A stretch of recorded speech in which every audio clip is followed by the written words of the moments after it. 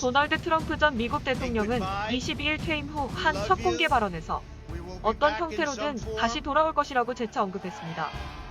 그의 수많은 지지자들은 트럼프의 약속이 반드시 지켜질 것으로 믿고 있습니다. 미국의 역대 대통령 중 2017년부터 4년의 재임 기간 동안 자신의 대선 공약을 가장 잘 지킨 대통령이 바로 트럼프이기 때문입니다. 성공한 기업가로서 신용을 중시해온 그가 자신의 정치적 약속도 지켜냈던 겁니다. 트럼프는 대통령 취임 이후부터 지난 20일 고별 연설에 이르기까지 우리의 계획은 좌우나 민주당 공화당과는 연관이 없다면서 자국민의 번영을 우선한다고 밝혀왔습니다. 그는 700만 개의 일자리 창출 등 전문가들의 예상보다 3배나 높은 경제적 안정과 번영을 이뤘으며 군사력을 강화해 테러와 전쟁 없는 평화를 유지했고 기득권 이기 집단인 딥스테이트 척결에도 앞장섰습니다. 또한 좌편향된 미국 사회에 가정의 소중함, 신앙의 자유, 애국심 등 전통적 가치를 일깨웠으며 무엇보다 미국을 삼키려는 중공의 패권 확장을 좌절시키는 등 기꺼이 자유세계의 최후 보루를 지켰습니다. 하지만 그의 이 같은 업적에도 중공과 결탁한 딥스테이트 세력은 트럼프 죽이기에 혈안이 돼 있습니다. 전 세계를 통합해 전체주의 세계 정부를 수립하려던 그들의 계획에 트럼프가 걸림돌이기 때문입니다.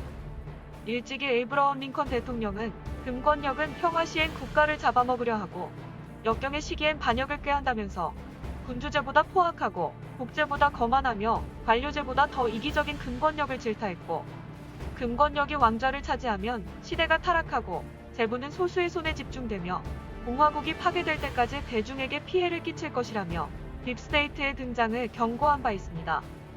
대표적 딥스테이트인 데이비드 로펠러는 1991년 언론사 사장이 우리의 모임에서 지원하겠다고 한 약속을 40년간 지켜왔다며 워싱턴 포스트, 뉴욕타임스, 타임지 등 메이저 언론사에 감사하다고 밝힌 바 있습니다. 1987년부터 19년간 미국 연방준비제도 이사회 의장을 지낸 앨런 그린스펀은 미 연준은 의회나 백악관의 승인 없이 큰 결정을 할 수 있다라고 자주 언급해 권력 전횡을 시사했습니다. 소위 이들 그림자 정부가 만든 대표적 기관으로는 미 연준, 브루킹스 연구소, 미국 외교협회가 있습니다.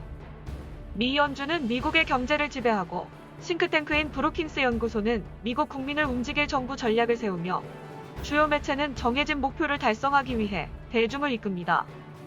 그간 절대 다수 언론과 페이스북, 트위터, 유튜브 등 빅테크가 트럼프의 업적을 철저히 외면, 차단, 왜곡하고 심지어 그를 정치계의 양아치로 둔갑시켜 전 세계 언론에 도배해왔습니다.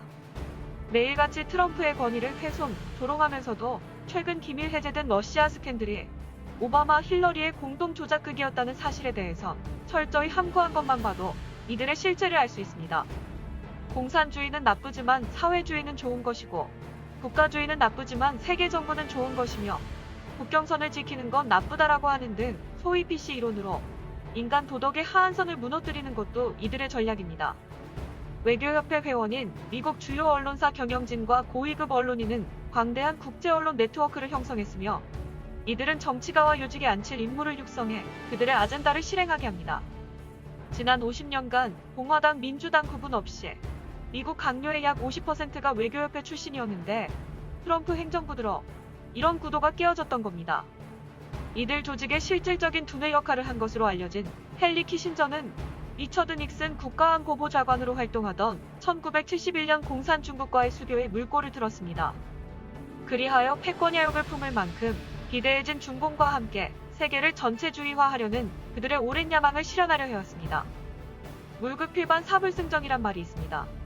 사물의 전개가 극에 달하면 반전될 수밖에 없고 탑된 것은 결코 바른 것과 이길 수 없다라는 뜻으로 이는 인간 세상의 영원한 법칙입니다. 현재 깨어난 미국인들은 중공과 딥스테이트의 사악한 실체를 폭로해온 트럼프를 향해 고맙다며 그의 뜻에 함께 동참할 뜻을 밝히고 있습니다. 2020년 미국 대선을 지켜보던 세계인들도 이제는 각성하고 있습니다.